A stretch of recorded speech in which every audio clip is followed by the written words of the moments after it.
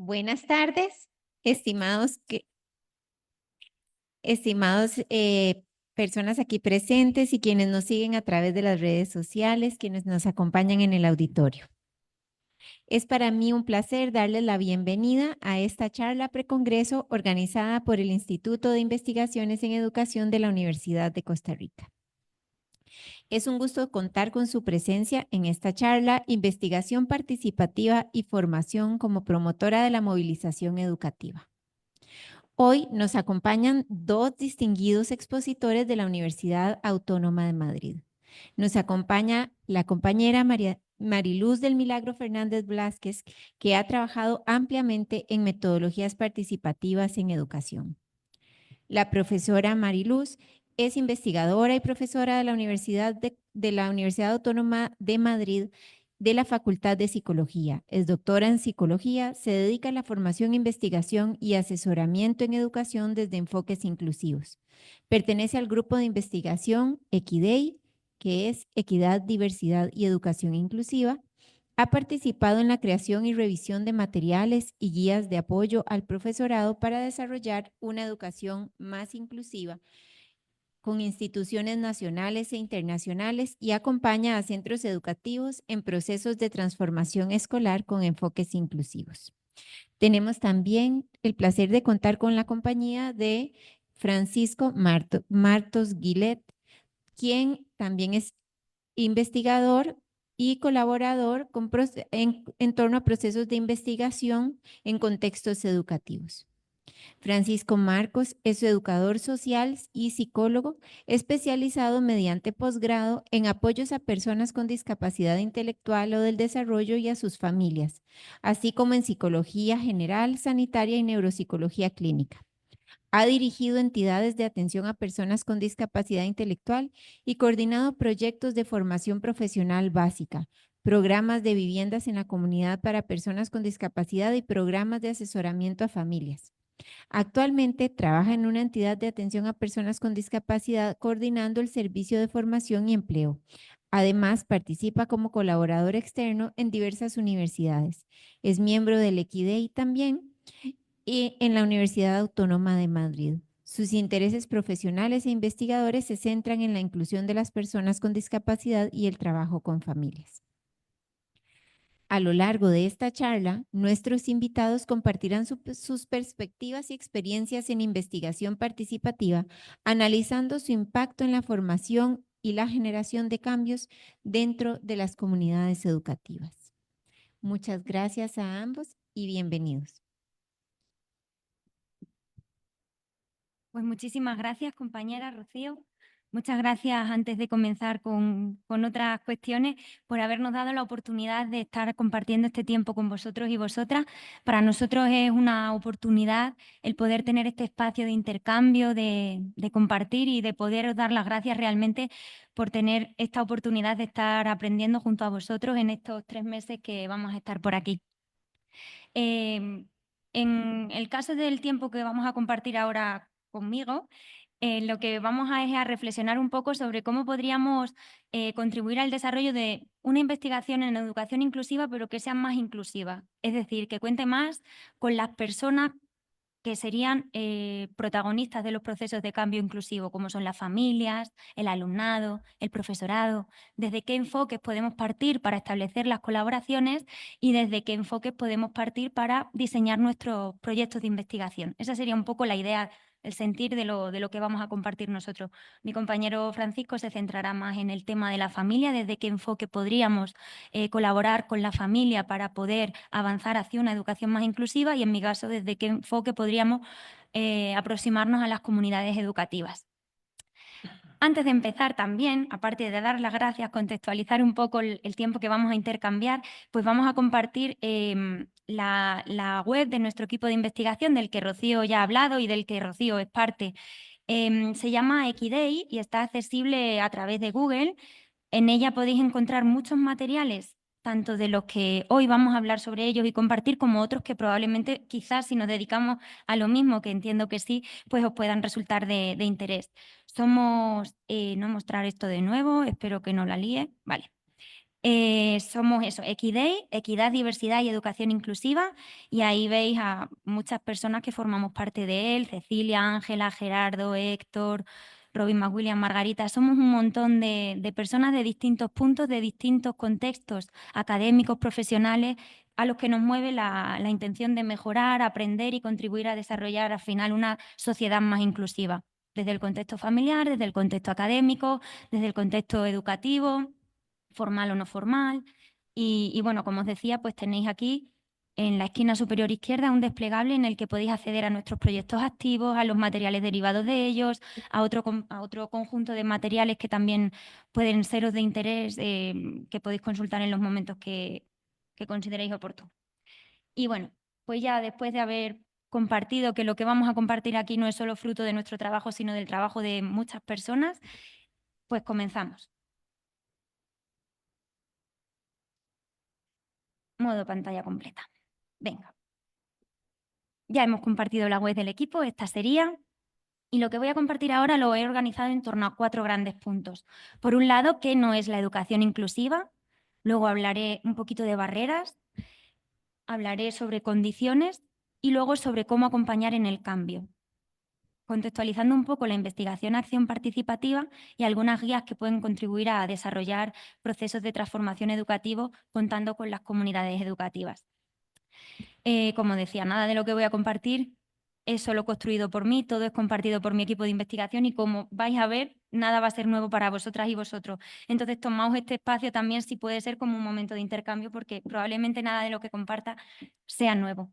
Y pido disculpas por si digo alguna palabra que no está bien expresada en que compartimos idioma, puede ser que alguna expresión no sea la más adecuada o o necesite matizaciones.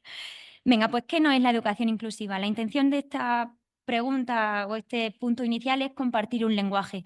Muchas veces, cuando nos aproximamos a la investigación en educación inclusiva, ya sea desde el campo profesional o desde el campo investigador, o desde ambos, no compartimos el lenguaje, y eso en ocasiones genera conflictos iniciales. Hay quienes entienden la educación inclusiva de una manera y quienes la entienden desde otra. Y aquí partimos de 4 ideas principales que muchas veces se comparten en muchos contextos y que realmente no responderían a lo que entendemos la educación inclusiva desde el marco de los derechos.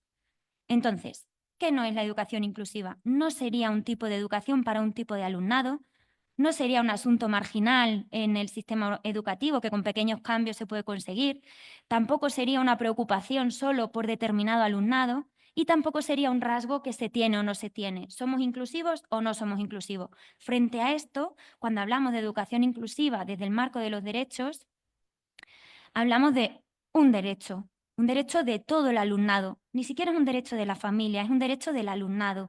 Y no es un derecho de solo el alumnado con discapacidad, sino un derecho de, como decimos, todo el alumnado.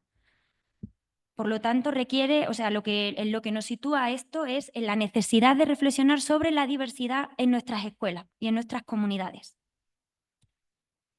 Lo tenemos reflejado en muchos documentos nacionales, documentos también internacionales, que posibilitan hablar desde educación inclusiva con toda la fuerza que posibilita el hablar de un derecho humano. Entonces, ante conversaciones, no, no, es un derecho. Estamos hablando de derechos que están ratificados, que están recogidos, reflejados en diferentes documentos. El mensaje central nos lo dice la UNESCO: todos los estudiantes cuentan y todos cuentan por igual. No tenemos estudiantes que sí, tenemos unos estudiantes que son brillantes y otros que, bueno, todos los estudiantes cuentan y cuentan por igual. Y todos tienen que estar en nuestras aulas y todos son para nosotros una oportunidad de reflexionar y mejorar para saber cómo acercarnos a ellos y contribuir a que aprendan, porque es nuestro objetivo.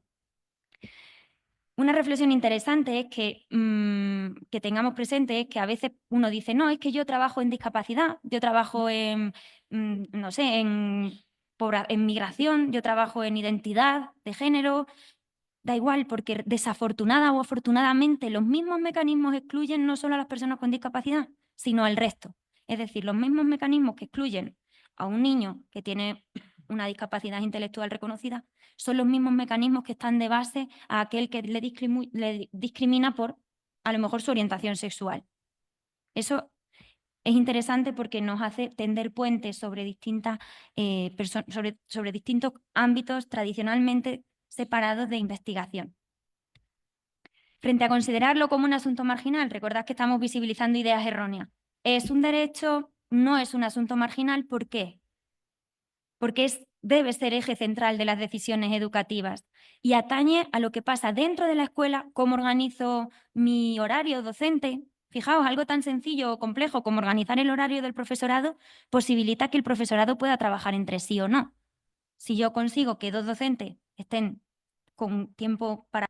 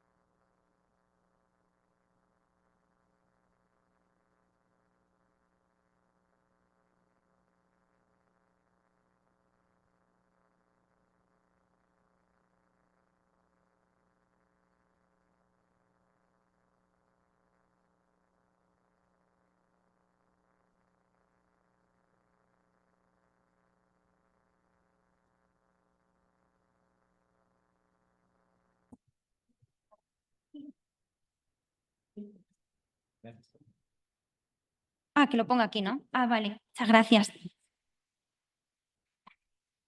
Vale. El currículo es, pues, ¿qué enseño? ¿Cómo lo enseño? ¿Cuándo lo enseño? Pero también está ahí la respuesta. ¿Cómo lo enseño? Las estrategias pedagógicas, la metodología docente que utilizo en los procesos de enseñanza y aprendizaje es la que me va a posibilitar llegar a todo el alumnado. Si yo considero que soy la única fuente de conocimiento como docente, evidentemente no podré llegar a todo el alumnado. Pero si yo me doy cuenta de que todo el alumnado puede generar estrategias de apoyo entre iguales, pues probablemente potencie más otro tipo de aprendizaje y el aprendizaje en sí mismo. Entonces, no podemos querer ser inclusivos si enseñamos con los mismos métodos a todos, cuando trabajamos en contextos heterogéneos. Al final, las barreras, si queremos situarnos en el contexto educativo por articular un poco más la mirada, pues las podemos situar en distintos planos dentro de las comunidades educativas y más allá de estas, como decimos ahí más abajo. Pueden ser las culturas, es decir, la mirada, los valores que configuran nuestros centros educativos, las políticas, qué documentos de centro tengo. Si mis documentos de centro permiten que los apoyos se desarrollen fuera de las aulas, evidentemente la política de centro está siendo una barrera. O si por el contrario, desde la política del centro considero que los apoyos se tienen que desarrollar dentro del aula, dirigidos a todo el alumnado, o potencio otras estrategias metodológicas, pues sostendré o posibilitaré con condiciones más favorables el desarrollo de una educación más inclusiva. Y en las prácticas, lo que hacemos con cada niño o cada niña en cada contexto de aula, más allá del aula, es en sí mismo el contexto donde se pueden vivir determinados valores y donde se puede generar la inclusión o la exclusión. Más allá de la escuela no me voy a detener ya más en ello porque ya lo hemos comentado. Condiciones. ¿Qué no es la educación inclusiva? La intención es compartir un lenguaje, barreras. ¿Por qué son tan importantes detectar las barreras? Porque gracias a ellas podemos tener nuestros puntos de apoyo para cambiar, para movilizar hacia el cambio. Son palancas para el avance. Y las condiciones. ¿Por qué hablamos de condiciones? Porque la investigación nos dice que necesitamos permitir que se den en los centros educativos determinadas condiciones para empezar y para hacer sostenibles los procesos de cambio. Y esas condiciones ahora las vamos a compartir. Pero quería compartir de nuevo otras palabras de un compañero que se llamaba Merlín, de un centro educativo. Bueno, Merlín era el seudónimo, no se llamaba Merlín, aunque podría llamarse.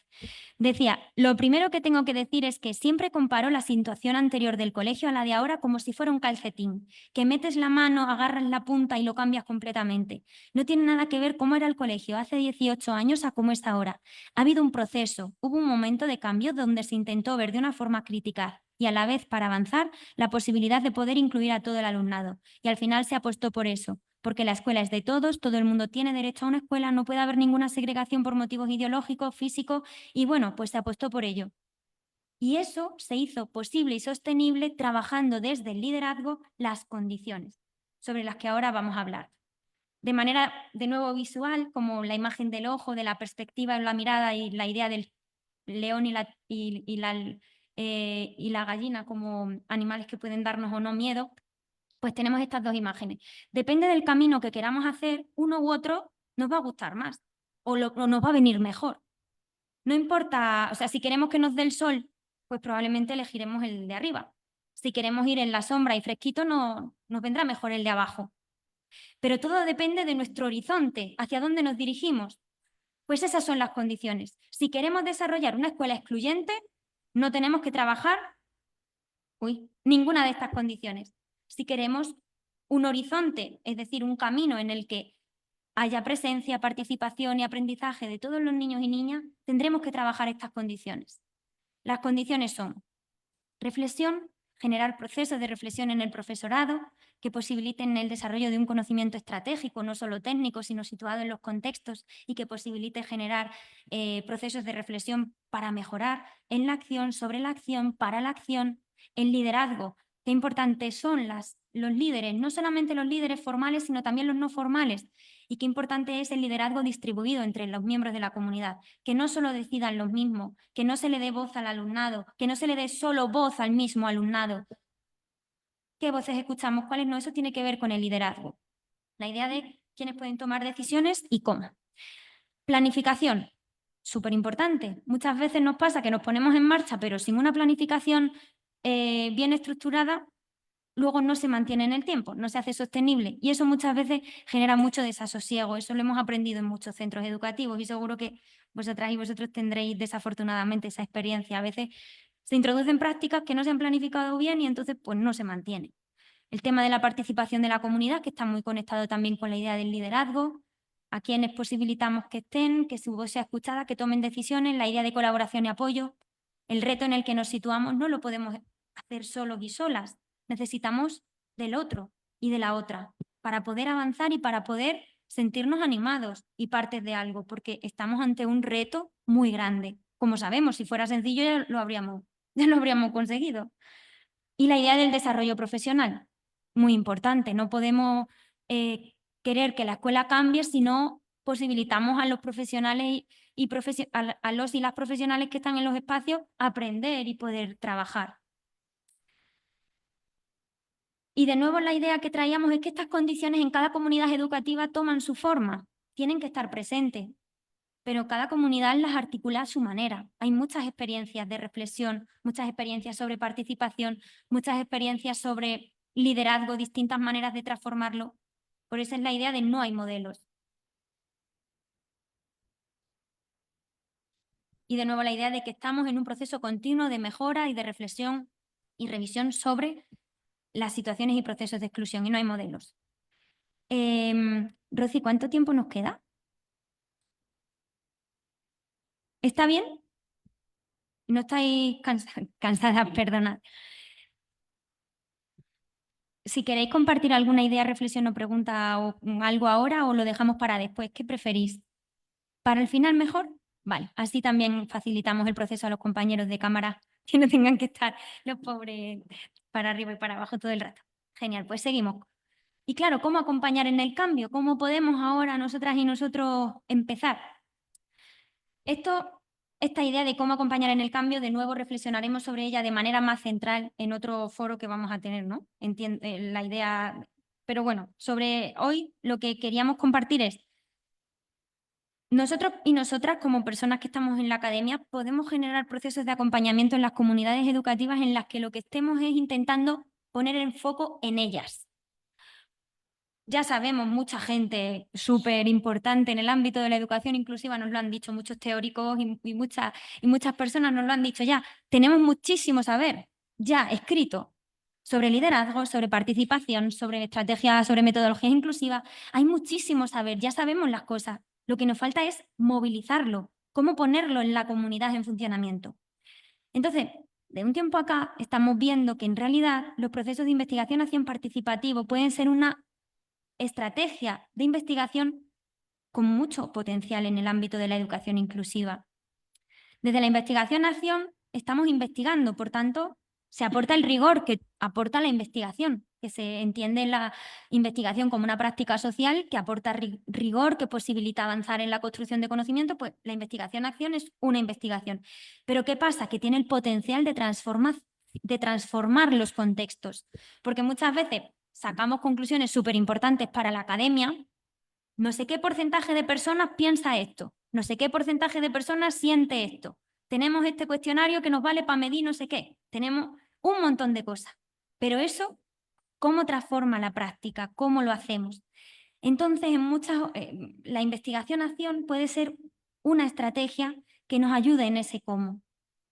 ¿Por qué? Porque nos situamos al lado de los protagonistas, que son las familias, el alumnado, los profesorados, y nos sentamos a pensar en qué les interesa saber, qué quieren transformar, qué quieren mejorar, y son ellos y ellas quienes desde sus intereses pues, se movilizan y se ponen en marcha.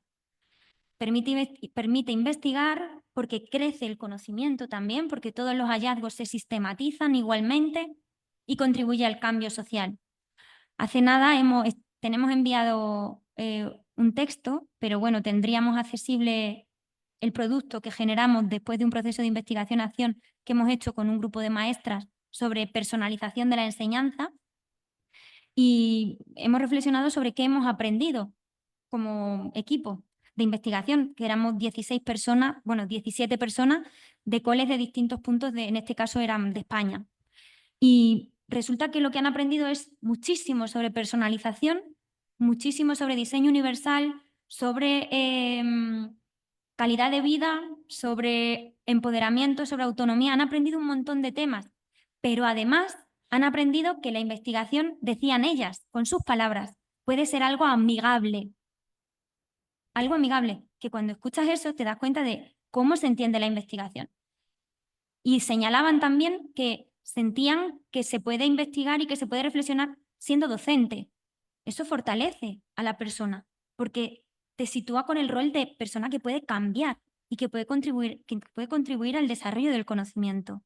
Hemos generado una guía de reflexión que se llama Gafas para personalizar los procesos de enseñanza y aprendizaje, diseñado por y para equipos educativos desde la investigación-acción participativa. Y eso lo hemos hecho en equipo. ¿Ha sido fácil? No. ¿Ha sido cansado? Sí. ¿Y hemos aprendido? Muchísimo. De hecho, es uno de los procesos de investigación que he vivido en los que siento que más he aprendido. También aprendí haciendo la tesis, evidentemente, pero bueno, es uno de los que ahora diría súper top. Es muy interesante. ¿Cómo podemos situarnos? Porque sobre esto hay mucha gente que ha hablado, que ha escrito, pero claro, si nos damos cuenta al final, no siempre podemos hacer todo, no siempre tenemos posibilidad porque haya financiación, tiempo, distintas cosas que exceden nuestro control como personas que investigamos. Entonces podemos movernos en distintos niveles de participación en los procesos de investigación. Y para reflexionar en torno a ello podemos preguntarnos sobre tres cosas. ¿Qué grado de control tienen las personas que son participantes de la investigación sobre el proceso de investigación? ¿Qué grado de colaboración existe entre la persona que investiga, que también investigan los participantes, pero bueno, el que tiene un rol más desde el contexto, como si dijésemos, académico? ¿Y cuál es el compromiso que tienen las personas participantes de los contextos en la investigación? Tradicionalmente lo que hemos tenido es control del académico o la académica, colaboración inexistente, casi que nos hemos dedicado a sacar datos de las comunidades con conclusiones que son más ricas para la comunidad académica casi que para la comunidad práctica. En muchos contextos sucede eso. Y el compromiso. Muchas veces la gente nos preguntamos, ay, ¿por qué no contestan a los cuestionarios que hemos pasado? No nos dan, no tengo datos. Pues a lo mejor es porque el compromiso que tienen con tu pregunta de investigación no es el mismo que no es tan relevante para ellos. Entonces nos podemos mover en distintos niveles. Cuando todo es distribuido entre todas y todos, hablamos de una investigación-acción participativa completamente. Pero podemos generar estrategias participativas relacionadas con distintos puntos. Pues a lo mejor puedo generar una pregunta de investigación que no sea solo formulada por mí, sino en colaboración con las personas del contexto. O puedo generar estrategias de recogida de información que las pensemos en la comunidad. No es una IAP, una investigación-acción participativa, pero me va permitiendo desarrollar una investigación más participativa, ¿vale? Esa sería la idea. Esta manera de investigar está estructurada en fases, no me voy a detener en ellas porque tenemos muchas, a no ser que me digáis que lo haga cuando hablemos, ¿vale? O si queréis ejemplos o cosas. Pero bueno, está estructurada en fases que son recursivas, que son cíclicas, que no están independientes, están completamente interrelacionadas, pero que la propia estructura en fase tiene el potencial de, pues, organizar la práctica. Siempre nos vienen bien, aunque no queramos modelos, pero un poquito de inspiraciones sí que nos vienen bien. Y esta sería la propuesta. Vale. En lo que me voy a detener brevemente ahora es en compartir. Me puedo alargar muchísimo, pero no lo voy a hacer porque no hace falta, yo creo. Ya son y 43, no quiero yo pasarme, ni muchísimo menos, pero podemos conversar luego cuando queráis. O sea, sobre esto podemos hablar lo que necesitéis. Pero en esta idea de fase de investigación que nos centra en la idea de detección de necesidades de la comunidad, pueden venirnos muy bien algunas herramientas que ya están construidas. Esa idea de detección de necesidades es súper importante, porque en función de lo que la gente sienta que necesita saber, yo como persona que investiga puedo facilitar unas cosas u otras, ¿vale? Porque se supone que nosotras y nosotros como investigadores pues sabemos sobre cómo reflexionar sobre los contextos, ¿no? Entonces, para potenciar esa reflexión tenemos herramientas que nos pueden ayudar según qué objetivo tengamos, ¿vale? Nosotras en el proceso de IAP al que me he referido antes usamos una herramienta que se llama matriz de escenarios presentes y futuros, usamos también la lluvia de ideas, usamos algunas técnicas que desarrollamos para el caso específico, para estructurar la reflexión. Entonces, en función de las preguntas de investigación que tengamos y las necesidades, pues usaremos unas técnicas u otras.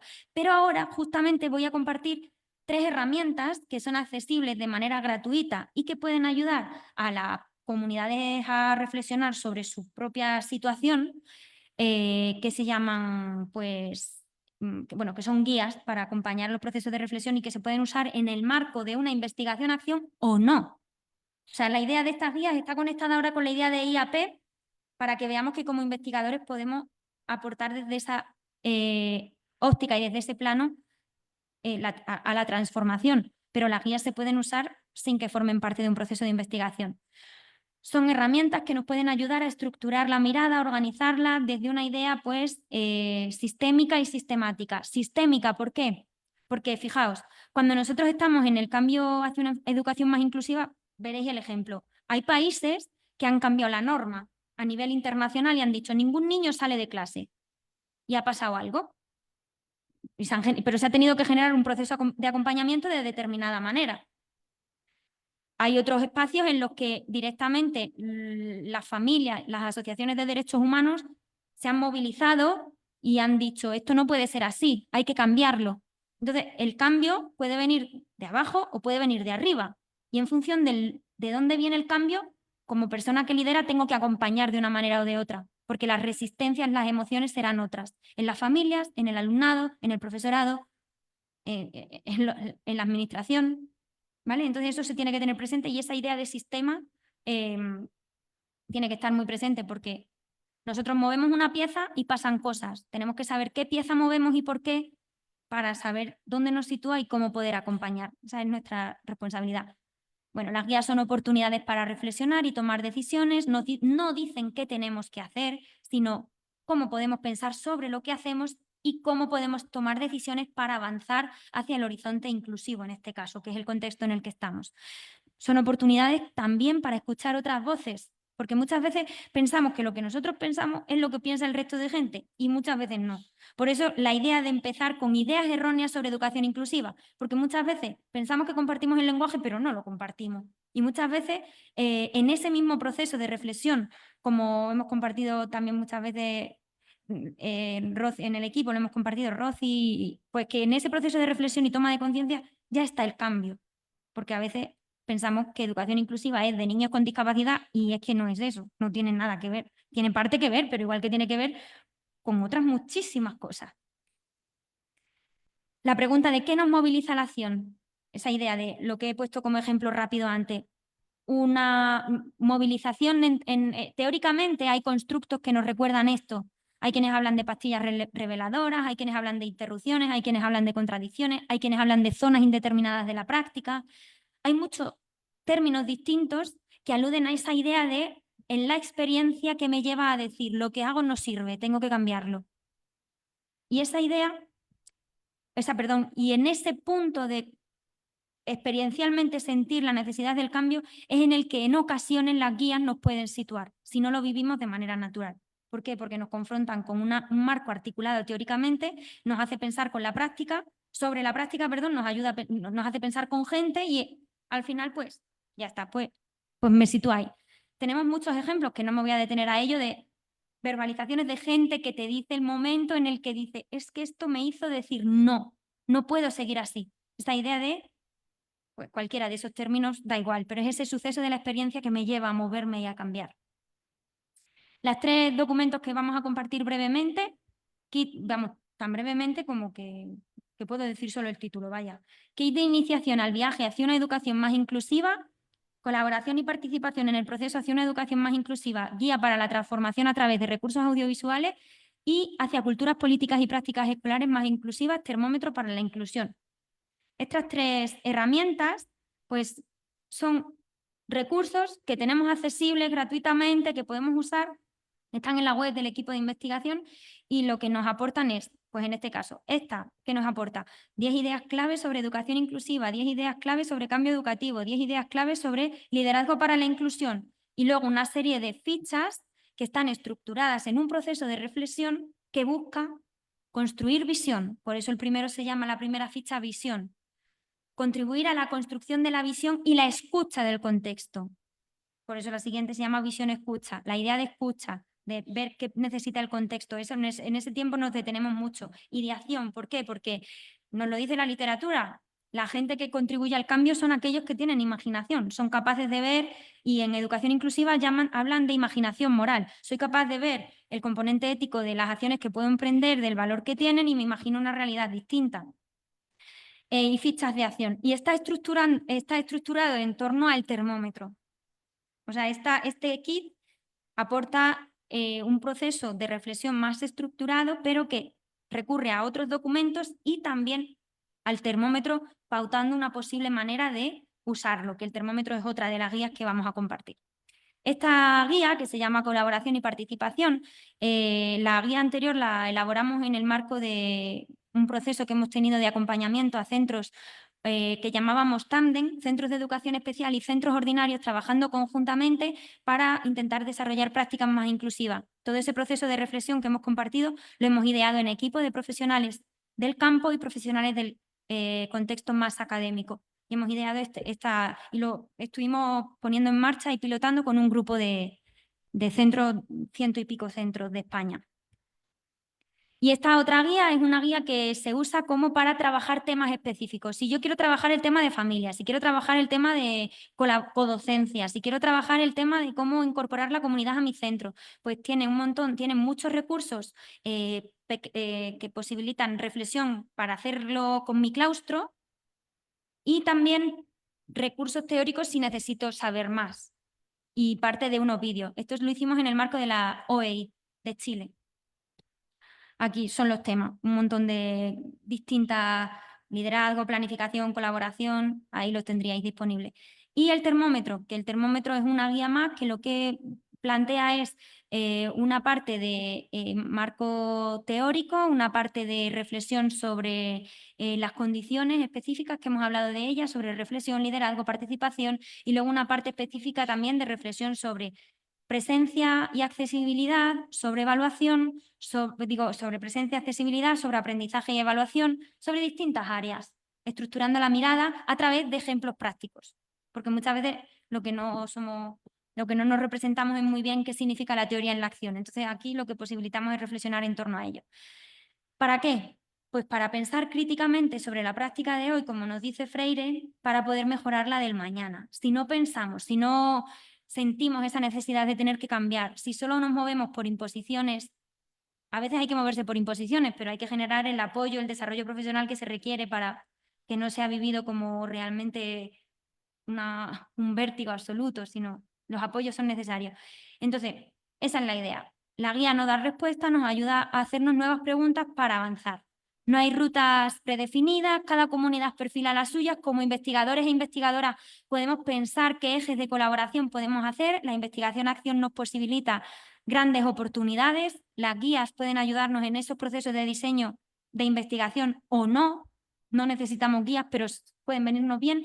Y también tenemos la idea de, perdonadme otra vez, la idea de que las guías pueden ser usadas por las comunidades educativas sin que ningún investigador o investigadora esté a su lado, ¿vale? Esas son como las ideas principales. Y terminamos de nuevo con una cita de Freire que dice: la persona crea, recrea y decide, porque podemos transformar lo creado, pero podemos crear cosas nuevas, y en cada una de esas acciones, tanto en la creación de algo nuevo como en la reconstrucción de lo que hay, está el componente ético que en cada una de nuestras decisiones está. Entonces, tenerlo presente es fundamental si lo que nos moviliza es el desarrollo de una educación más inclusiva, que al final nos está situando en la idea de justicia social, de una sociedad de todos y para todos. Y por mi parte, nada más. Este sería mi correo electrónico por si queréis cualquier cuestión, y como os decía, todos los materiales están disponibles. Siento mucho si me he excedido del tiempo y muchísimas gracias. Hola, tú. Pero a vosotras. Ponemos ahora la presentación de Fran, ¿no? Y dejamos las preguntas todas para el final. Fenomenal. ¿Te lo pongo? Fenomenal. Te dejo la batería.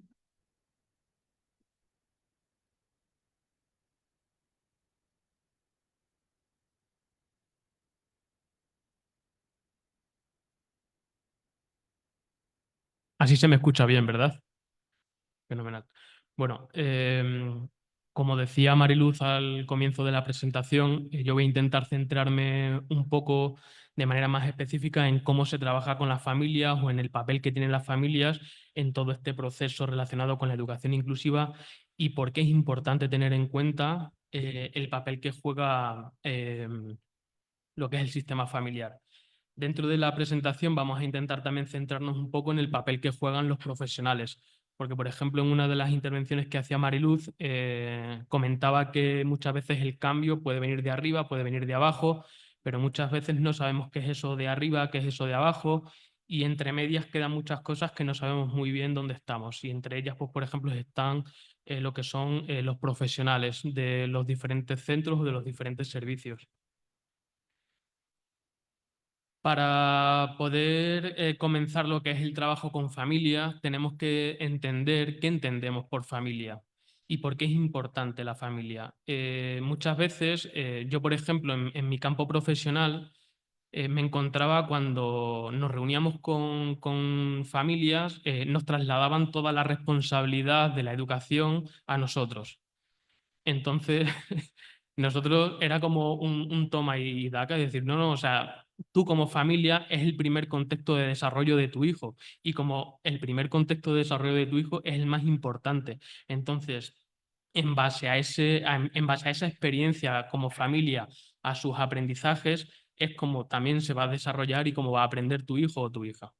Entonces, lo primero que tenemos que tener en cuenta es eso, es que la familia como contexto va a ser quizás la parte más importante en ese proceso de aprendizaje o en ese proceso de desarrollo de lo que va a ser el niño o la niña. Para poder trabajar con familias podemos plantear diferentes modelos de trabajo o plantear diferentes modelos teóricos. Está el modelo, por ejemplo, de la parentalidad positiva, pero en mi caso nos vamos a centrar en lo que es el concepto de calidad de vida familiar. Como venía comentando al principio, ¿qué entendemos por familia? Porque, por ejemplo, en mi trabajo, no solamente yo en un principio, sino, por ejemplo, otros compañeros de trabajo, a quien llamas primero es al padre o a la madre. Pero muchas veces no nos paramos a pensar si ese niño o esa niña tiene papá o tiene mamá. Entonces, ¿qué es eso de familia? Entonces, cuando hablamos de familia no tenemos que pensar directamente en lo que es el concepto de estructura familiar, sino en las relaciones que se establecen entre los diferentes miembros de esa familia.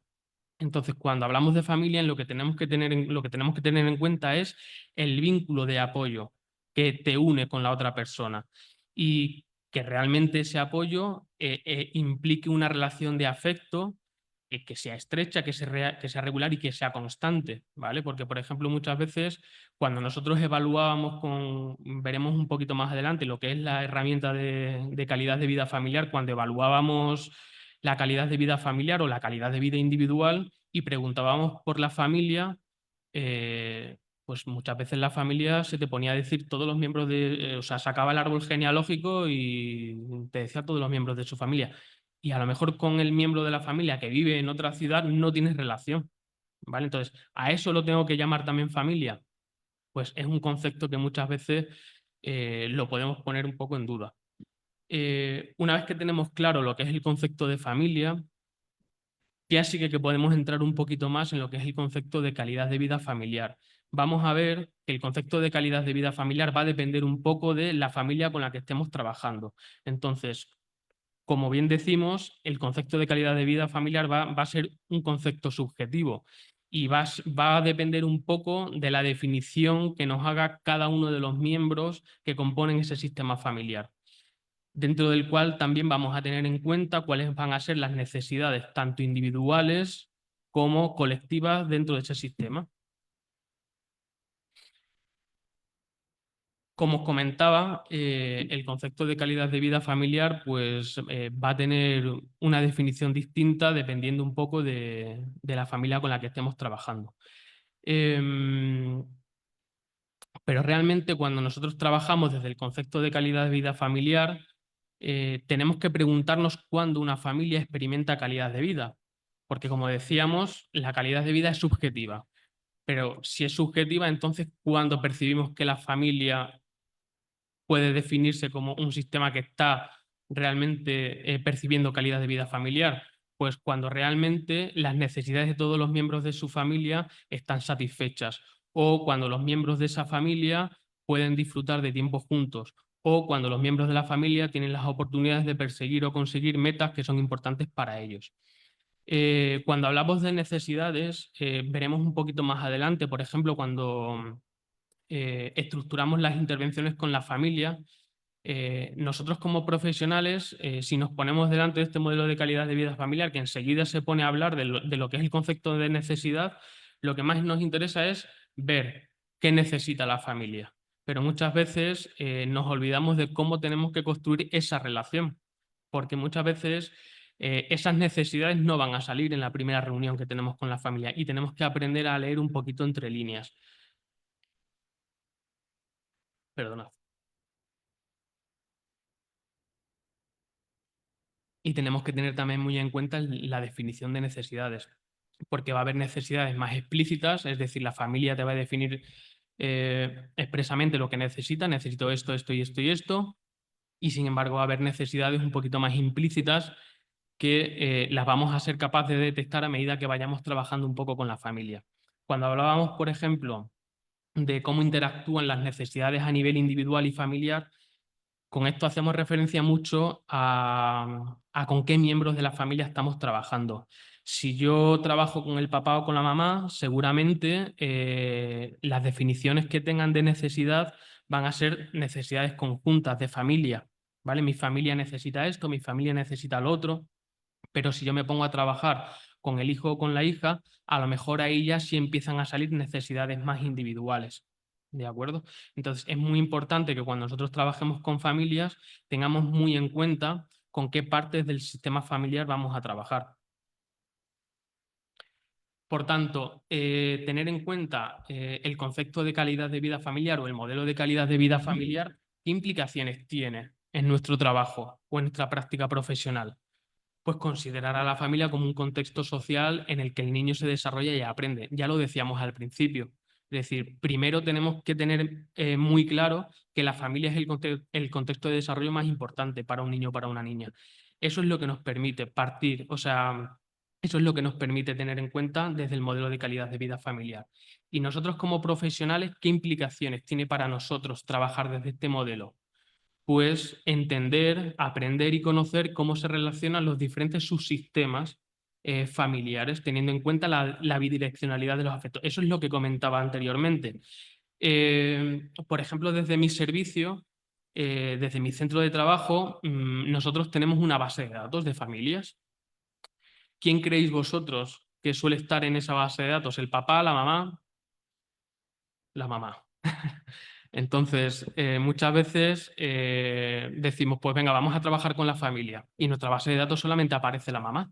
¿Qué trabajamos? ¿Solamente con la mamá? Pues tenemos que hacer un trabajo, a lo mejor esa primera reunión sí va a ser con la mamá, pero tenemos que aprender a construir cuál es esa red de apoyo dentro de ese sistema familiar. A lo mejor la mamá es verdad que está sola, pero a lo mejor la mamá tiene también una pareja o tiene unos abuelos, ¿vale? Entonces, dentro de ese trabajo con la familia, no solamente vamos a poder tener en cuenta o a esa única persona que nos aparece en esa base de datos. Esa parte que parece una tontería, pero es una reflexión que, por ejemplo, desde nuestro centro de trabajo hemos tenido que hacer consciente, porque por regla general, cuando tú tienes una urgencia, a quien primero llamas es a quien te aparece en esa base de datos, ¿vale? Pero le hemos preguntado al niño si cuando surge una urgencia a quien quiere que llamemos es a su mamá, pues a su papá, a su abuelo, a su abuela, ¿vale? Entonces, esa base de datos, en nuestro caso, pues se tuvo que enriquecer con otros miembros de la familia. Entonces, tuvimos que aprender a explicitar que el contacto tenía que ser, por ejemplo, con la mamá, pero si surgía una urgencia o una cosa en concreta, pues con quien teníamos que hablar era con quien nos había dicho ese niño o esa niña, ¿vale? Eso es lo que nos permite tener frente a nosotros ese concepto de calidad de vida familiar.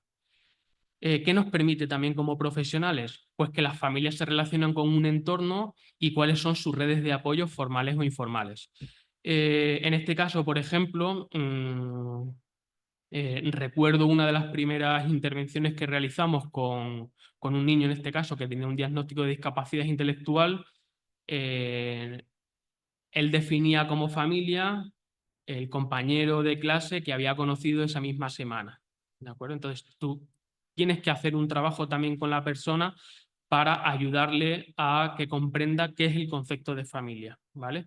A lo mejor ese compañero que ha conocido esa semana ahora mismo no es su familia, a lo mejor con el paso del tiempo sí, pero a lo mejor ese compañero que ha conocido no es su familia, pero sí forma parte de esa red de apoyo formal, ¿vale? Eso es lo mismo que tenemos que hacer con las familias. Y por último, cuáles son, como decíamos, cuáles son los intereses de la familia y los cambios que se producen en los diferentes miembros del sistema familiar. Por ejemplo, desde el punto de vista práctico en la intervención, nosotros solemos construir lo que es la red de apoyo de la familia para aprender a conocer cuáles son las diferentes relaciones que se establecen entre los diferentes miembros, cuáles son esos intereses, ¿de acuerdo? No pasa nada. Y esa red de apoyo que nosotros construimos con la familia nos ayuda también a saber qué relación se establece entre los diferentes miembros y cuáles son los cambios que se producen. Para eso hay una herramienta muy buena que no vamos a ver aquí, ¿vale? Pero que si os interesa también os puedo facilitar material para que vosotros lo podáis utilizar, que se llama Ecomapa, ¿vale? El Ecomapa es una herramienta que nos permite establecer en una especie de gráfico cuáles son los diferentes miembros de la familia, la relación que se establecen entre ellos y los cambios que se producen, ¿vale? Cuando hablamos de cambios, estamos hablando de rupturas de pareja, fallecimientos, ¿vale? Cambios de trabajo, ¿de acuerdo? Todo cambio que se produce en el sistema familiar es una ruptura en el equilibrio de ese sistema familiar, ¿de acuerdo? Entonces, todos esos cambios influyen en el funcionamiento familiar. Cuando hablábamos del componente subjetivo del concepto de calidad de vida, es porque realmente cada familia va a tener unas necesidades u otras. Pero ¿qué pasa? ¿Eso qué quiere decir? ¿Que no podemos trabajar porque con cada familia va a ser distinta? Pues efectivamente, cada familia es distinta, pero sí se nos ha permitido saber que a pesar de que cada familia tiene una diversidad distinta de funcionamiento, todas esas diversidades y esas necesidades se pueden aglutinar en diferentes dimensiones, ¿vale? Que son las que vemos ahora mismo en la presentación.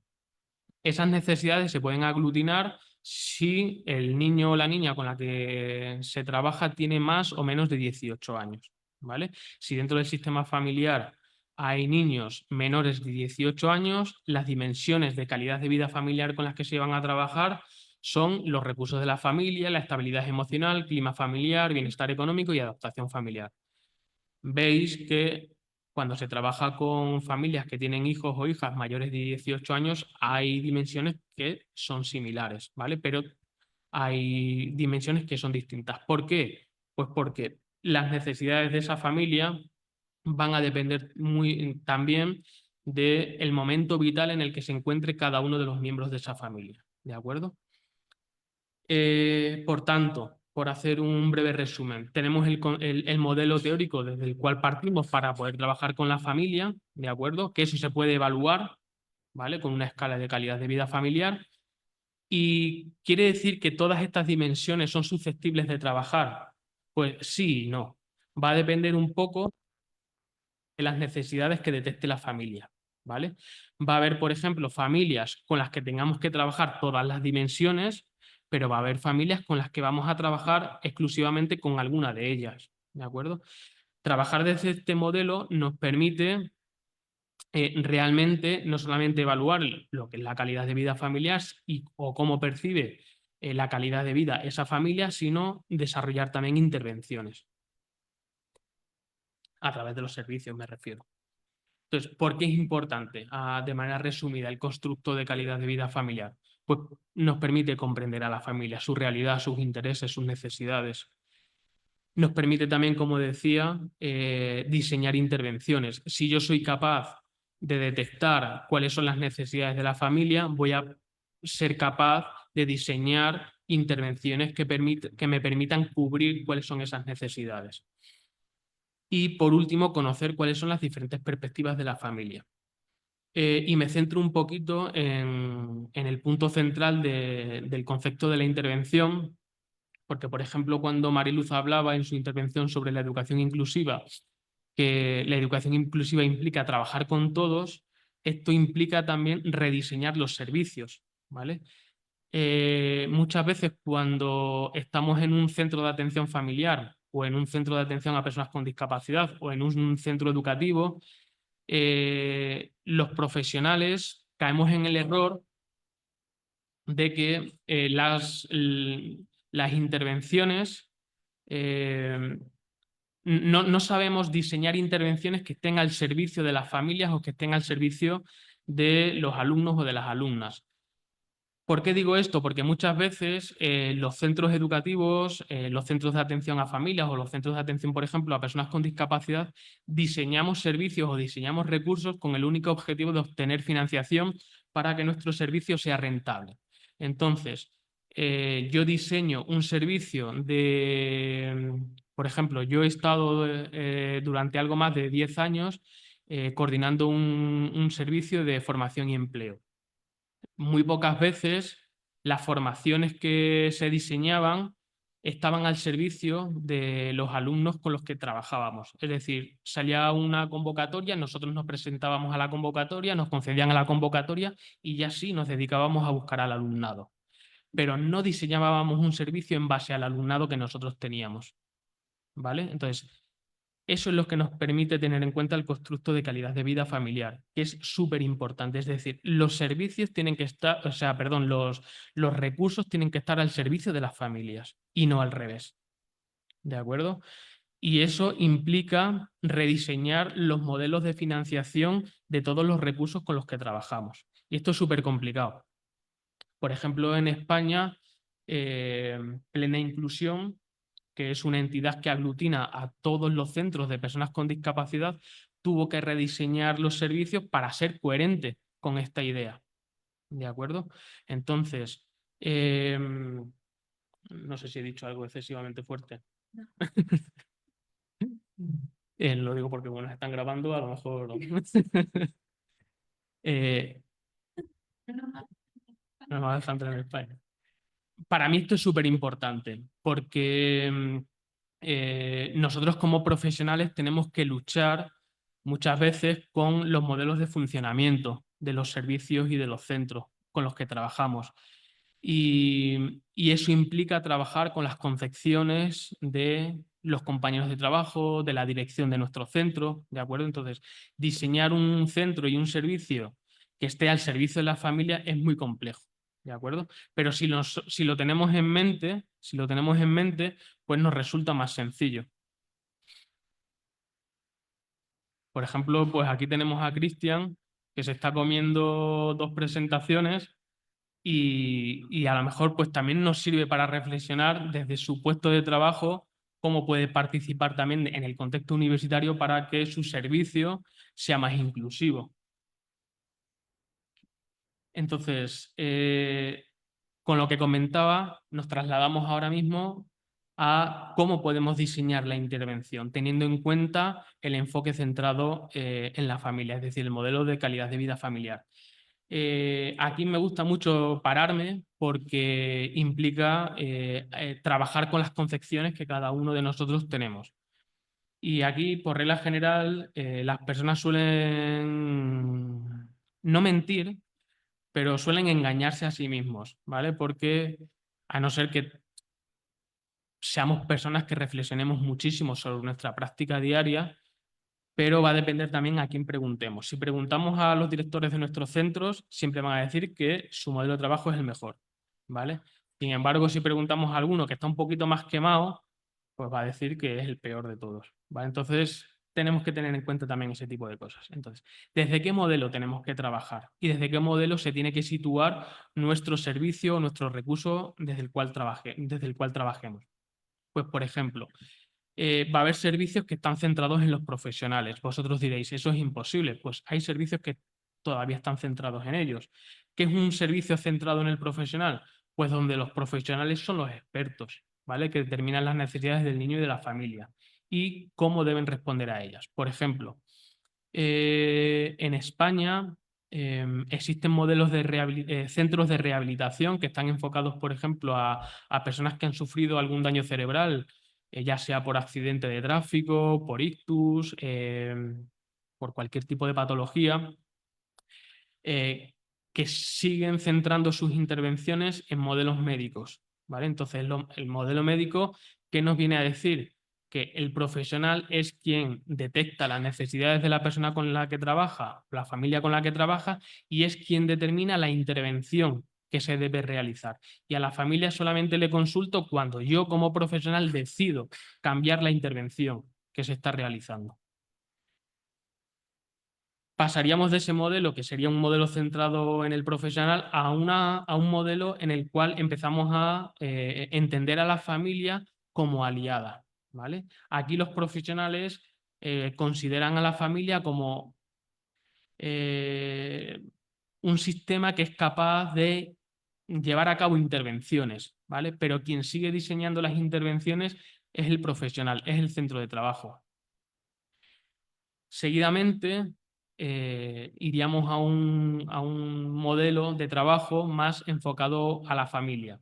¿Qué es este modelo enfocado a la familia? Pues donde los profesionales comienzan ya a ver a las familias como clientes, comienzan a verlas con un poquito más de apoyo, pueden elegir entre diferentes opciones de intervención y aquí es donde realmente muchos centros se suelen mover, ¿de acuerdo? En este modelo enfocado a la familia. ¿Por qué? Pues porque realmente seguimos pensando que nosotros como profesionales, porque como tenemos el conocimiento práctico y tenemos el conocimiento teórico, somos los expertos, ¿vale? Pero realmente quien mejor conoce a la familia o quien mejor conoce al niño o a la niña es la propia familia, ¿de acuerdo? Y por último es el enfoque centrado en la familia, que es en el cual nos deberíamos de situar o en el cual deberíamos de luchar para intentar situarnos, que es donde los profesionales ven a la familia como socios iguales. Para podernos situar en este modelo o en este enfoque centrado en la familia, implica que nosotros como profesionales tenemos que hacer un trabajo súper importante de quitarnos la bata de profesional. Es decir, tenemos que realizar un trabajo muy importante de aprender a trasladar el rol de profesional a la familia, ¿vale? Y eso es muy complicado, porque quien dice que yo con no sé cuántos años de formación, con no sé cuántos años de experiencia, me va a decir que yo no soy experto en familia, ¿vale? Pues sí, vale, puedo ser experto en familia, pero quien más sabe de la familia es la propia familia. Entonces, ya lo comentaba Mariluz en su intervención, tenemos que aprender a democratizar un poco las intervenciones, ¿vale? Y eso implica, como decía, rediseñar los servicios, ¿de acuerdo? Las intervenciones tienen que empezar a salir fuera de las 4 paredes del centro, el centro educativo tiene que aprender a salir fuera, ¿de acuerdo?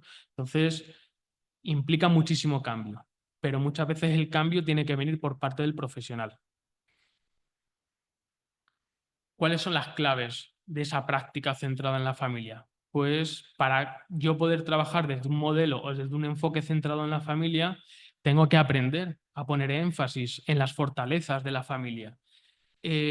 Cuando se realicen las entrevistas con la familia, no puedo centrar la entrevista en las debilidades de la familia. O sea, por ejemplo, hay muchos centros y muchos servicios que basan sus intervenciones en el diagnóstico, ¿vale?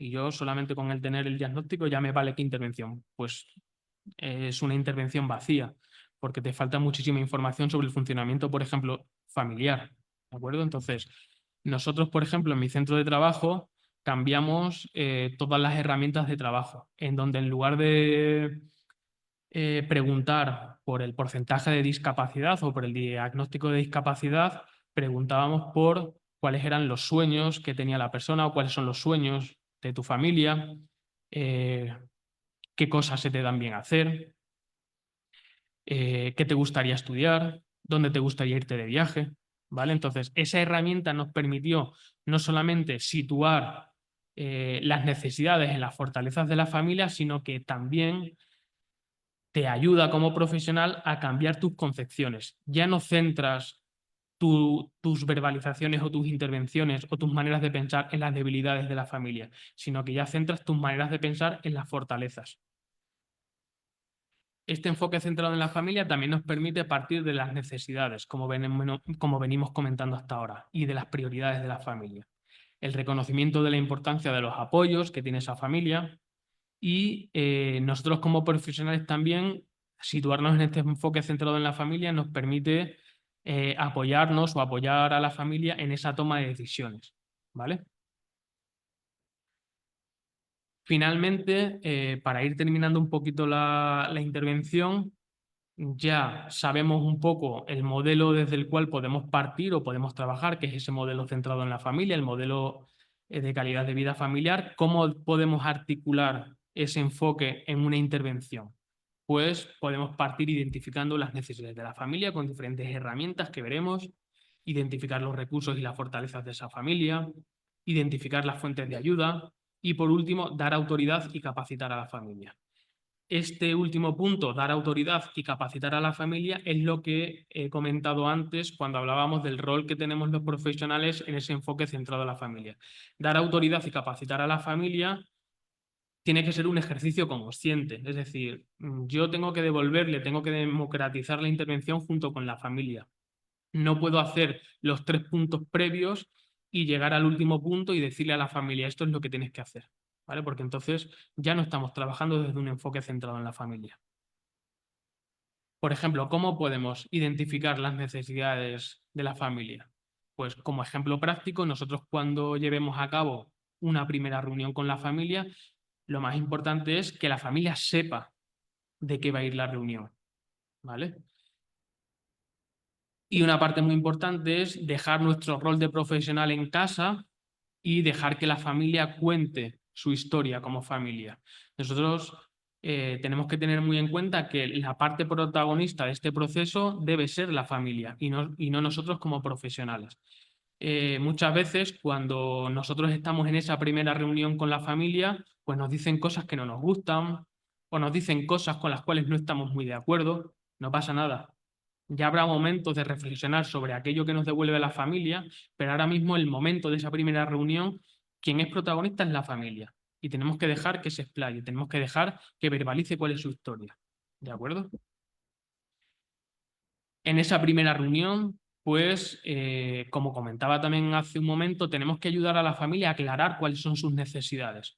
Va a haber familias que van a tener muy claras cuáles son sus necesidades, pero va a haber necesidades que son un poco más implícitas, que tenemos que ayudar a la familia a saber realmente qué es lo que necesita, porque muchas veces hay familias con las que nunca se ha trabajado y llegan a esa primera reunión y lo primero que te dicen es, dime qué es lo que tengo que hacer.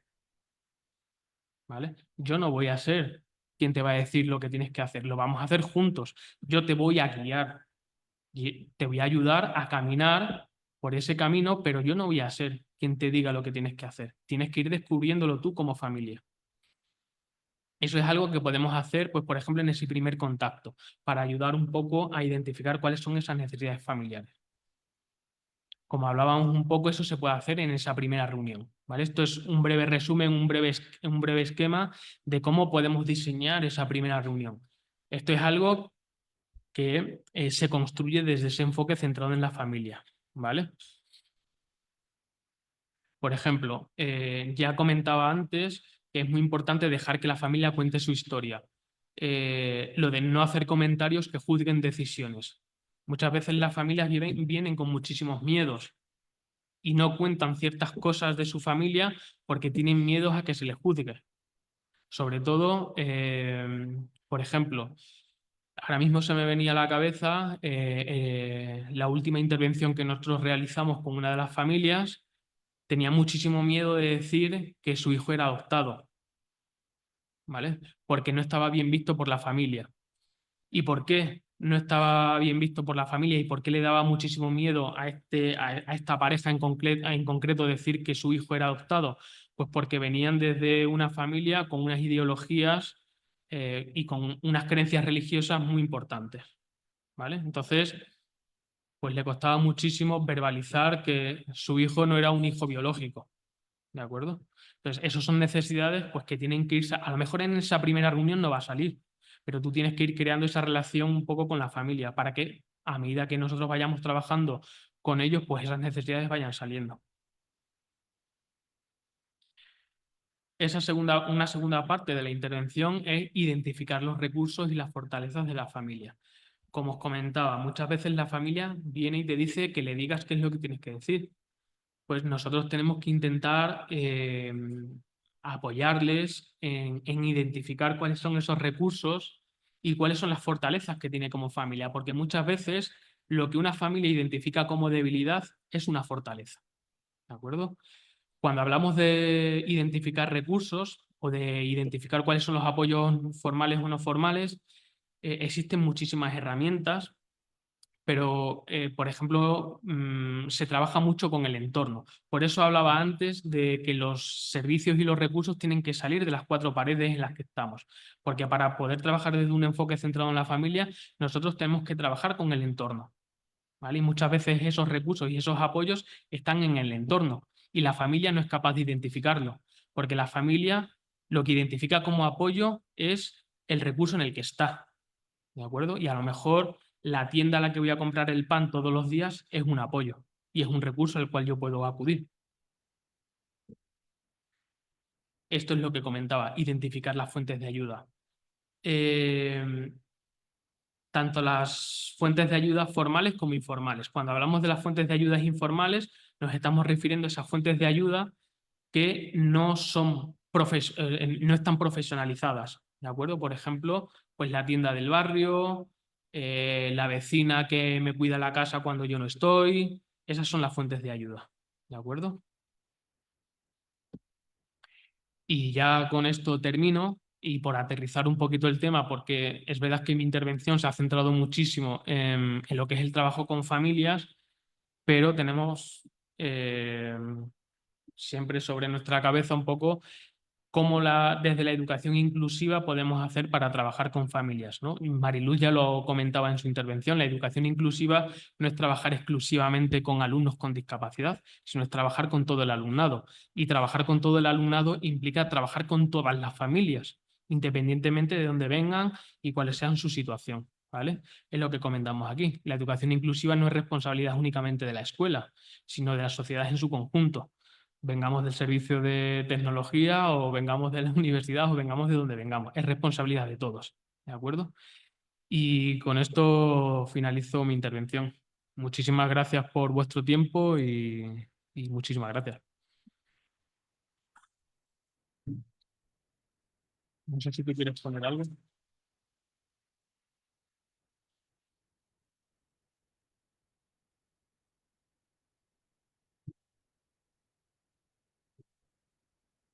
Bueno, muchas gracias Mariluz y Francisco por tan valiosos aportes. A pesar de que en esta mañana tenemos mucha más audiencia en línea, ambas intervenciones han atrapado la atención de muchísima gente y nos han generado enormes aprendizajes y se los agradecemos profundamente. Tenemos un comentario en redes.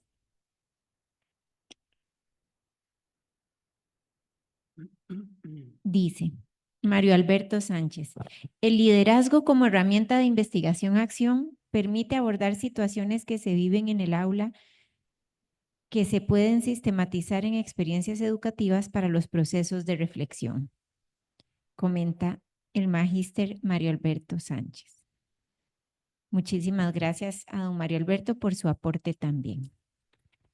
Bueno, como a manera de cierre, quisiéramos recabar un poco sobre estas intervenciones. Nos enseña Mariluz acerca de cómo se avanza hacia una educación inclusiva. Hablamos acerca de todo aquello que no incluye la educación inclusiva, como la educación para un tipo específico de alumnado. Hablamos de la educación inclusiva como un derecho y como un proceso, donde todos cuentan y todos cuentan por igual. Hablamos de una educación inclusiva como un proyecto de sociedad, como un viaje sin final, donde la perspectiva es esencial. Nos enseña la doctora Mariluz acerca de las barreras actitudinales, estigmas que dificultan la transformación, aún de pronto más que algunas barreras físicas. Habla de la importancia de identificar estas barreras para poder movilizar el cambio y que para generar ese cambio se requiere un análisis de las condiciones, entre ellas reflexión, liderazgo, planificación, participación de la comunidad y desarrollo profesional. Como una manera de acompañar el cambio, da un énfasis muy importante en la investigación-acción participativa y su gran potencial de transformación que nos permite a la vez de investigar, contribuir con el cambio social. Nos invita a mantener un equilibrio entre el control, el compromiso y la colaboración durante el desarrollo de la investigación-acción participativa y considerar las fases que son interrelacionadas, cíclicas y recursivas. Sin embargo, no hay una ruta preestablecida para movilizar la acción. El compañero Francisco nos habla de la familia como un contexto fundamental en el desarrollo y, por tanto, en el proceso de aprendizaje. Pone énfasis en la calidad de vida familiar, lo que implica no centrarse en la estructura, sino en los vínculos de apoyo con los que mantiene cada relación familiar. Habla de perseguir metas, de que la calidad, de vida familiar implica perseguir metas importantes para cada miembro de la familia, de identificar el disfrute del tiempo juntos y las necesidades satisfechas de la familia. El profesor nos habla acerca de comprender cómo se comparten los subsistemas familiares, cuáles son las redes de apoyo formal e informal que tienen las familias y además considerar este componente subjetivo de la calidad de vida familiar, donde las familias son distintas y por tanto también se deben considerar distintas dimensiones, que estas dimensiones pueden ser diversas según sean mayores o menores de 18 años. Nos habla acerca de la importancia de diseñar un centro educativo, un servicio educativo al servicio de la familia, lo cual implica trabajar sobre las concepciones, con el ánimo de alcanzar un servicio centrado en la familia. lo cual implica un trabajo muy importante en el que se debe trasladar el rol profesional a la familia, considerando algunas claves específicas, como el énfasis en las fortalezas de la familia, partir de las necesidades específicas, identificar las fuentes de ayuda y dar autoridad y capacitar a la dar autoridad y capacitar a la familia para asumir el trabajo conjunto. Además, nos recuerda que la educación inclusiva implica un trabajo con todas las familias y por ello es tan indispensable que se pueda trabajar con este enfoque centrado en la familia.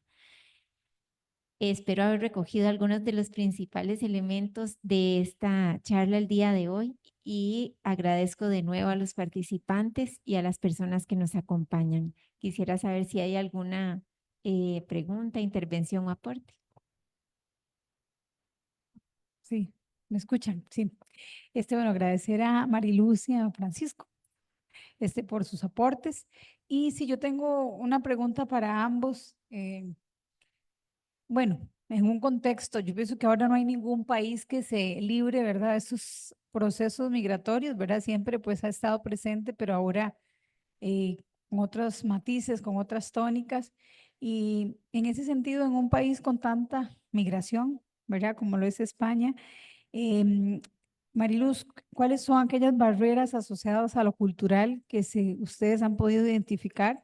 Y si en esta mirada de educación inclusiva tienen cabida, cómo los han abordado propiamente ese tema de las barreras culturales.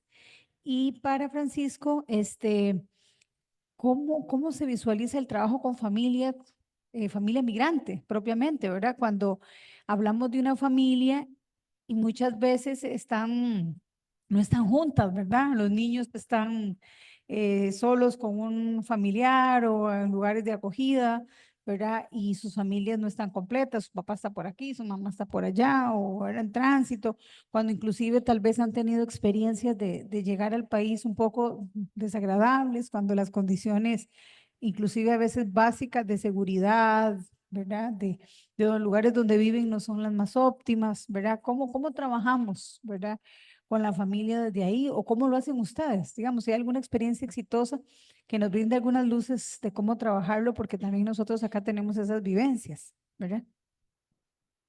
Pues respondo yo si quieres primero. En mi caso, desde el punto de vista profesional, teniendo muy claro cuál es el modelo de trabajo desde el cual partes. O sea, muchas veces, por ejemplo, cuando he tenido la oportunidad de dar clases en otras universidades, los estudiantes se quejan mucho de, no es que, ¿para qué tanta teoría? Yo quiero saber el cómo. Es que armarte de un modelo teórico importante va a ser lo que realmente te va a ayudar después a saber cómo lo tienes que hacer.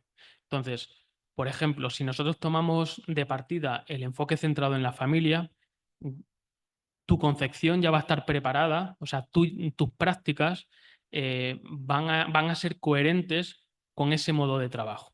¿De acuerdo? Entonces, por ejemplo, por poner ejemplos prácticos, yo recuerdo en un centro educativo donde el instituto donde estuve dando clases, el Felipe II, ¿qué porcentaje tenía de población migrante? No recuerdo, pero casi el 90% del alumnado era población migrante.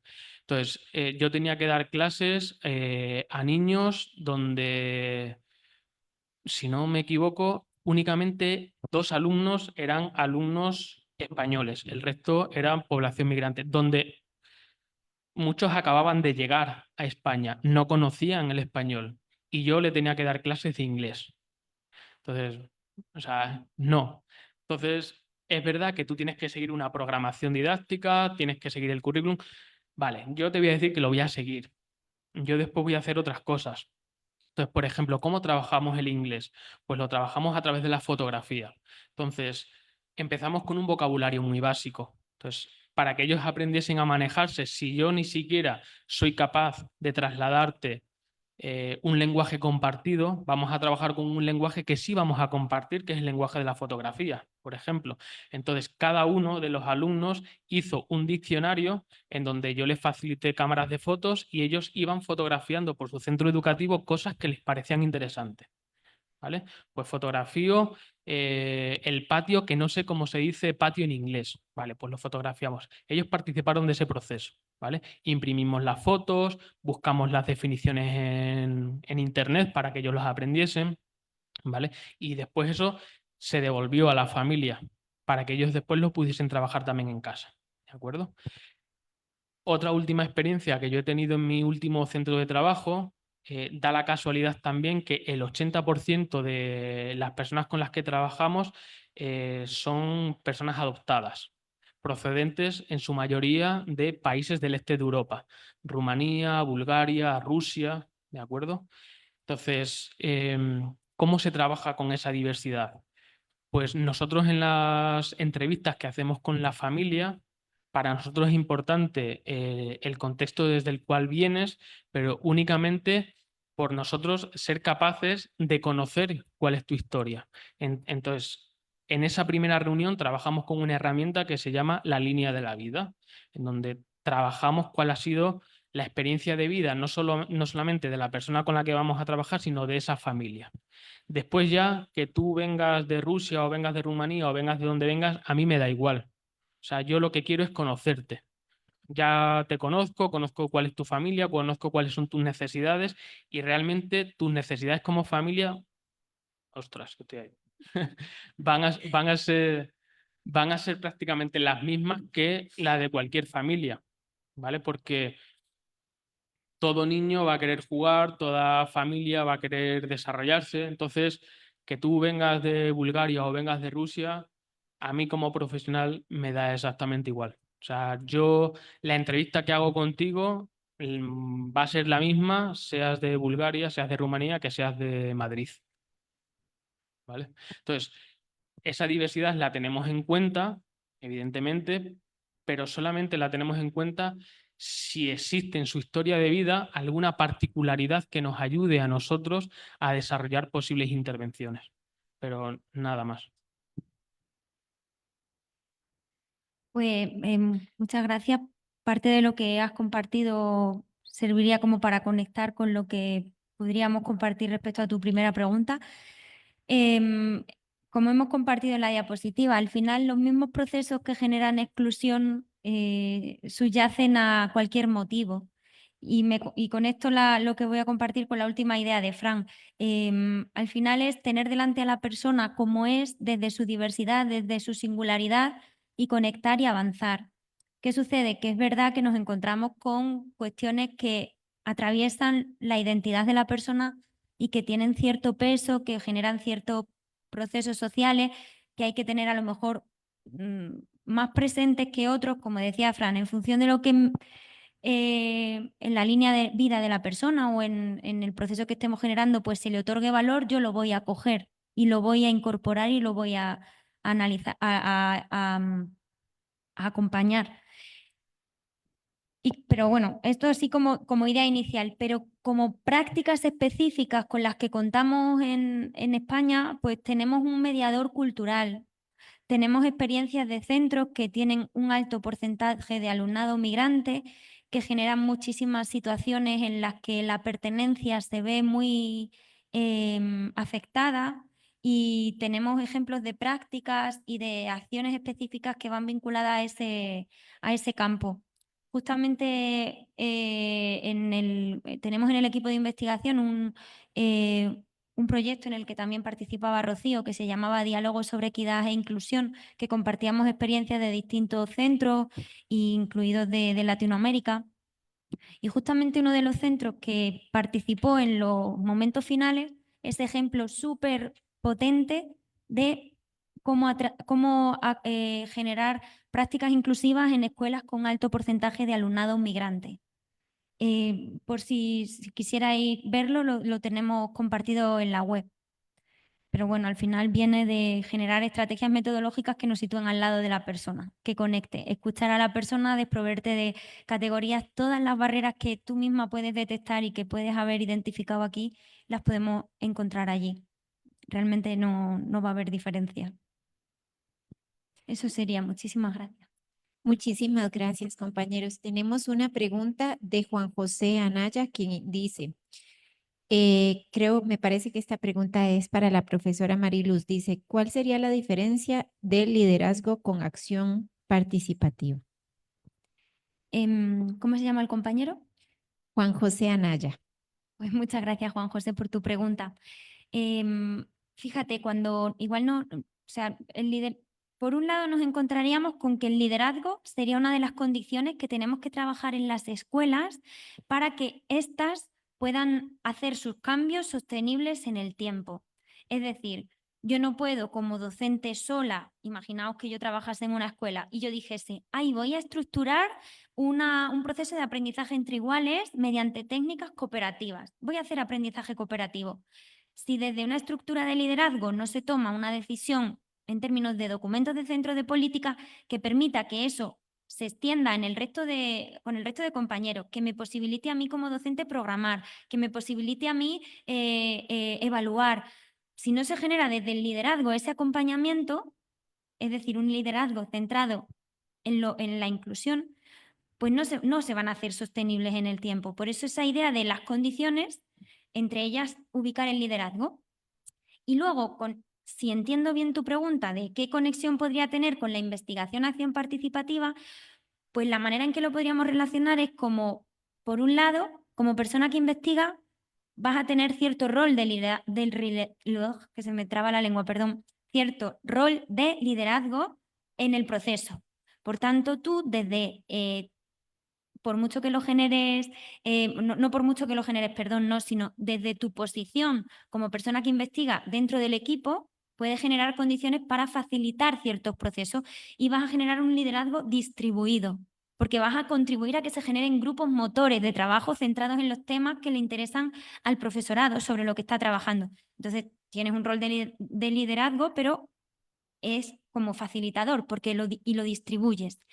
Y luego también desde las propias comunidades educativas, cuando desarrollan procesos de investigación-acción participativa, ellas son líderes de su proceso de cambio.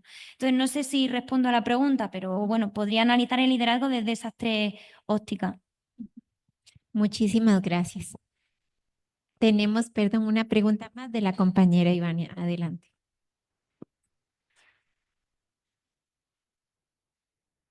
Muy buenos días, muchas gracias. Mi consulta es en el sentido, bueno, a partir de lo que nos comentó Mariluz, que sobre investigación, acción participativa. Desde la universidad, como personas docentes, podemos generar y atraer a nuestras personas estudiantes a qué es lo importante y qué es hasta dónde podemos llegar y dónde podemos conseguir tanta información. Sin embargo, nos vamos a los centros educativos y nos encontramos a las personas docentes que pueden llevar esa idea de hacer la investigación y trabajar a partir de lo que están investigando, pero no tenemos tiempo. En los centros educativos nos absorbe el currículum, nos absorben las tareas, los protocolos que tenemos en el país y no nos lleva a poder tener ese espacio y poder decir sí es importante. Y el Ministerio de Educación Pública tampoco nos da el espacio para investigar, ni desde los profesionales en orientación, ni al mismo docente. ¿Qué estrategias o cuáles estrategias nos pueden recomendar ustedes que podemos utilizar? Vamos preparando, repito, vamos preparando a nuestros estudiantes para que lo puedan hacer cuando lleguen al mundo laboral. Pero ya cuando están ahí inmersos, ¿qué estrategias podemos hacer para que ellos vuelvan a sentir esa necesidad de investigar desde su centro educativo, desde sus personas estudiantes? Muchas gracias por tu pregunta. Eso también lo compartimos. La falta de tiempo allí también ha sido una de las barreras que se ha detectado cuando hemos hecho el ejercicio de reflexionar sobre cómo ha ido nuestro proceso de IAP. El término tiempo ha estado muy presente. ¿Y cómo lo hemos gestionado? Pues muchas docentes han trabajado sacando tiempo de donde no tenían. Es la realidad. Eso ha sucedido. Y otras, pues por cultura de centro, a lo mejor también desde esa idea de condiciones para hacer sostenibles los procesos de cambio, pues desde las propias estructuras de los centros se ha decidido decir, pues lo metemos dentro de esta parte del centro y lo tenemos que hacer. Y ahí nos ponemos. Ellas mismas han sugerido posibilidades de estructuras formales que existen allí, pues que estos procesos se incluyan dentro de las acciones o procesos que desde esas áreas se impulsan. ¿Por qué? Porque claro, no pueden decir que esto no se puede hacer porque creen que se tiene que hacer. Entonces, hemos estado mucho tiempo pensando en los cómo lo podemos articular, cómo lo podemos hacer para que la gente, cuando ellas decían, para que cuando nos lean o lo vean no digan, esto es imposible, no vamos a tener tiempo. Y entonces decían, pues lo metemos en la X estructura, en la CCP o generamos la comisión de no sé qué. Pero eso, como veis, tiene que estar conectado con el liderazgo del centro. Si el equipo directivo no te facilita cierta estructura o te posibilita ciertas acciones, no vas a poder. Pero el tema del peso del currículum y de la falta de tiempo es compartida. Lo que nos lleva de nuevo a enfatizar lo sistémico del proceso en el que estamos, que no solamente depende de lo que nosotras y nosotros hagamos, sino también de lo que a nivel político se determine, se posibilite y se genere. Esa es la idea. A vosotras. Muchísimas gracias. De esta manera agradecemos a todos por su participación en esta charla precongreso y agradecemos a nuestras personas invitadas, Mariluz del Milagro Fernández Blázquez y Francisco Martos Gilet, por compartir sus conocimientos y experiencias esta mañana. Esperamos que este espacio haya sido enriquecedor y les recordamos que seguimos con nuestras actividades precongreso. Que tengan un excelente día.